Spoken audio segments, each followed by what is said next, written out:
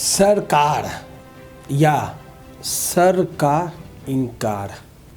सबसे पहले बिहार सरकार को सुनिए।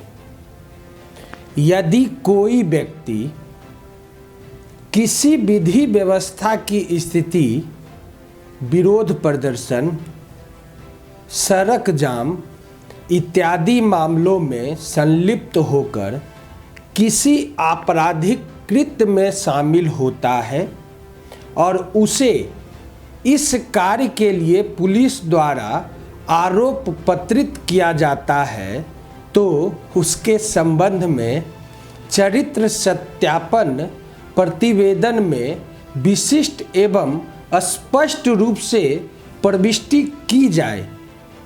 ऐसे व्यक्तियों को गंभीर परिणामों के लिए तैयार रहना होगा, क्योंकि उनमें सरकारी नौकरी एवं सरकारी ठेका नहीं मिल पाएगा। फिर से सुन लीजिए जो हाइलाइटेड है, क्योंकि उनको सरकारी नौकरी या सरकारी ठेका नहीं मिल पाएंगे।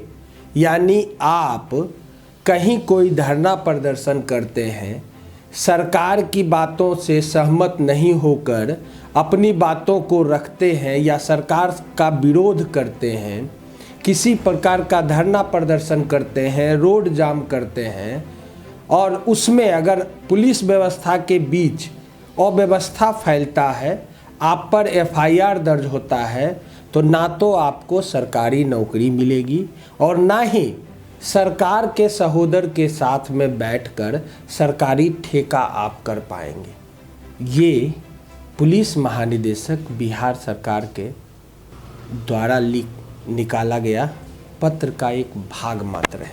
आप खुद सोचिए, क्या ये डायरेक्टली या इनडायरेक्ट रूप से मानवीय भावनाएं या बिहार के लोगों की भावनाओं से खिलवाड़ नहीं है?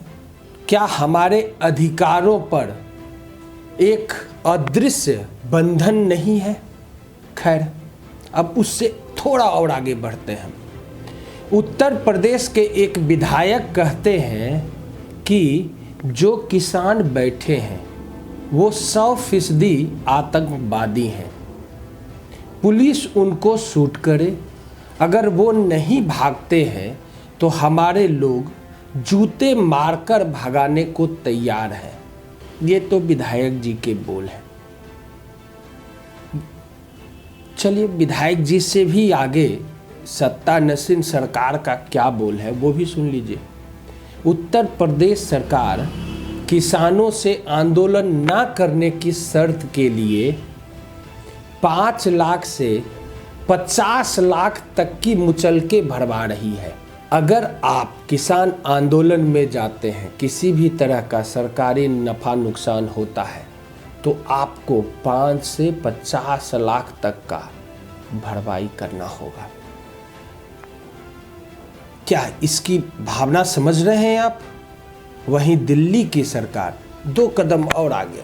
किसानों की आवाज़ संसद भवन तक ना पहुंच जाए, उसके लिए दिल्ली की बाहरी इलाकों में निरंतर इंटरनेट, पानी की व्यवस्था, बिजली आदि को निलंबित कर दिया है। इसके साथ ही प्रदर्शन स्थलों के आसपास भारी बैरिकेडिंग और कंक्रीट सहित कटीले तार लगा दी गई है। आखिर क्यों? आज देश में शायद यही माहौल है। निसार मैं तेरी गलियों के ए वतन, जहाँ चले रस्म के लिए भी अपना ना सर उठा सके, चले जब जो कोई चाहने वाला तबाह को निकले, नज़र चुरा के चले, जिस्म को ओ जान बचा के चले। कांग्रेस महासचिव रणदीप सिंह सुरजेवाला कहते हैं, किसान देश का पेट पालने के लिए फसलें रोपता है और झूठी किसान हितैषी सरकार उसे दिल्ली आने से रोकने के लिए कीले रोप रही है।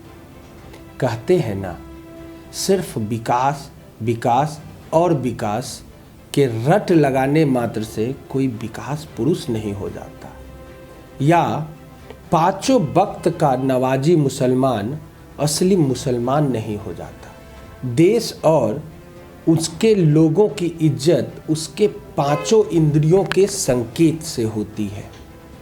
विकास विकास विकास चिल्लाने मात्र से पहले खुद को मानसिक और शारीरिक रूप से विकसित होना जरूरी है और सबको साथ लेकर चलने की आवश्यकता है। जिस दिन सभी ओर विकास और सौहार्द की गान गूंजने लगेंगे, उसी दिन इस संसद रूपी धर्म और कर्म की मंदिर पर मानव धर्म स्थापित हो जाएगा। क्या ऐसा संभव हो सकता है? क्या यह सपना मात्र रह जाएगा जो मानव प्रजाति कब से अपनी आंखों से देखने को ये सपने संजोए हुए हैं? फिर उसे पूरा क्यों नहीं करते हमारे तारनहार?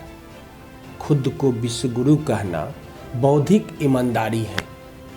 जिन्हें यह मालूम हो वह कालखंड बता दे जब भारत विश्वगुरु था। सरकार ने तो नेपोलियन के अंदाज में किसान आंदोलन से निपटने की तैयारी की थी। हालांकि उनके सहयोगियों ने इस आंदोलन को जालियाबाग की तर्ज पर कुचलना चाहते थे। कहते हैं जो काम आग नहीं करती कई बार वह काम पानी कर जाती है। राकेश टिकैत की आंखों से टपकी दो बूंदों ने मोदी की मंसूबों को जलाकर खाक कर दिया है, पर इससे बहुत खुश होने की जरूरत नहीं है। अभी तो बहुत से पैशाचिक कर्मों का हमारा सामना होने वाला है। दिल थाम कर बैठिए और अपनी भूमिका के प्रति सजग रहिए। आपने अपनी भूमिका बखूबी निभाया है। आपने ही तो सरकारों को बनाया है, चाहे वो बिहार सरकार हो, चाहे उत्तर प्रदेश सरकार हो, चाहे हरियाणा सरकार हो, चाहे पंजाब सरकार हो, या फिर संसद में बैठा हुआ संसदीय सरकार हो। अभी बहुत कुछ देखना बाकी है। सद्बुद्धि दे भगवान आपको। आपस में बैठकर इस मामले को सुलझाएं। नमस्कार।